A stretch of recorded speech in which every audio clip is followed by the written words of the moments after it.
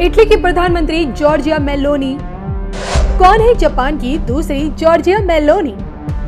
आखिर क्यों सनाई तकाइची को कहा जा रहा है मेलोनी?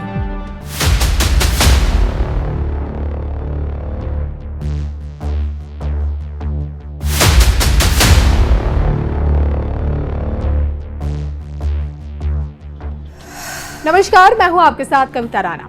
जॉर्जिया मेलोनी जो इस समय सोचिए विश्व राजनीति में ध्रुव तारा बनी है, क्योंकि कौन नहीं जानता नरेंद्र मोदी से लेकर एर्दोगान और ट्रंप जैसे लोग बड़े इज्जत के साथ इनका नाम लेते हैं। और इसी के साथ साथ मेलोनी अपने देश इटली के लिए शानदार काम भी कर रही हैं। इस वजह से दुनिया में उनकी एक अलग पहचान बन चुकी है और इसलिए अब जो भी विश्व परिदृश्य पर कोई महिला अपना नाम कमाती है या बनाती है तो उसकी तुलना जॉर्जिया मेलोनी से होने लगती है। जी हाँ, जापान को पहली बार सोचे इतिहास में महिला पीएम का दीदार हासिल हुआ है।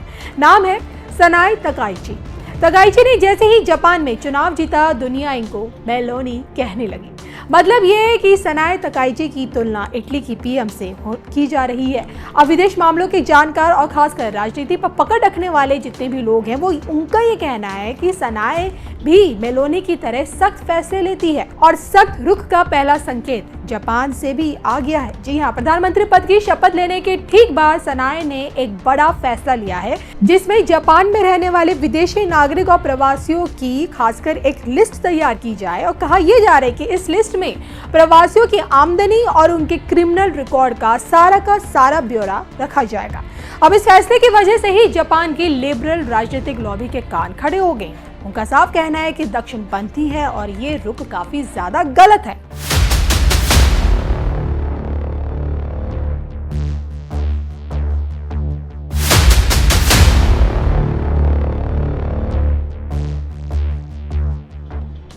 अब यहाँ आपको जानकारी ये देते चले कि आखिर सनाई को दक्षिणपंथी नेता इस वक्त क्यों कहा जा रहा है। इस सवाल का लोगों ने जो जवाब दिया है वो ये कि वो युद्ध स्मारक पर लगातार जाती रही हैं। सनाई तकाइची कई मौकों पर टोक्यो के यासुकुनी युद्ध स्मारक में नजर भी आई। ये स्मारक उन सैनिकों का है जिन्होंने जापान के राजा के लिए लड़ते हुए जान दी थी और जापान में इस स्मारक को जापानी राष्ट्रवाद से खासकर जोड़ा जाता है। जापान के जिन भी नेताओं ने दोबारा मिलिट्री पावर बढ़ाने की समर्थन की, वो सभी इस युद्ध स्मारक से जुड़े रहे और इसी कड़ी में अब सनाई तकाइची का भी नाम शामिल हो गया है। नाम सनाई तकाइची, जन्म 7 मार्च 1961, कोबे विश्वविद्यालय से स्नातक। 1993 में पहली बार प्रतिनिधि सभा के लिए चुनी गई। 1996 में एलडीपी में शामिल हुई।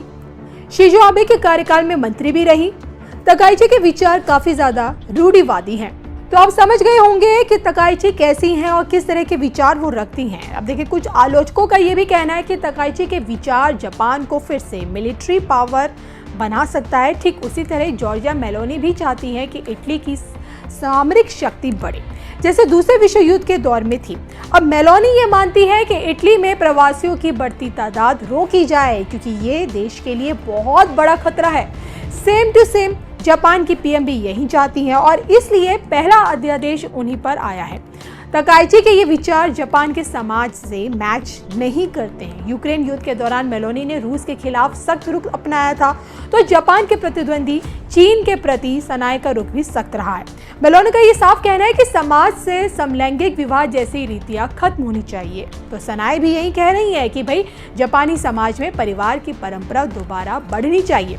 तो आप समझ सकते हैं कि कैसे मेलोनी और सनाई की राय सेम टू सेम है और दोनों अपने देश को कहां से कहां ले जाना इस वक्त चाह रही है। तो पीएम बनते सनाई के बारे में और मेलोनी के बारे में जो और भी बातें खोजकर हम लाए हैं वो ये है कि राजनीति में कदम रखने से पहले मेलोनी रोम के एक क्लब में डीजे थी। तो ठीक उसी तरह सोचिए सनाई तकाइची भी ड्रम और पियानो बजाती हैं। सनाई को हैवी मेटल म्यूजिक पसंद है, मेलोनी को ड्राइविंग पसंद है। उनके फेवरेट कार है फिएट 500 और जापान की सनाई को भी ड्राइविंग काफी ज्यादा भाती है। सनाई के पास कहा जाता है कि कावासाकी की जेट 400 मोटरसाइकिल है। अब जानकारों को यह भी कहना है कि विचारों के साथ साथ इन दोनों हस्तियों के शौक भी एक दूसरे से मेल खाते हैं और दोनों कट्टरपंथियों को लेकर एक तरह के विचार भी रखती हैं। और जो इटली पे हो रहा है ठीक वैसे ही सनाए जापान में भी करना चाहती हैं।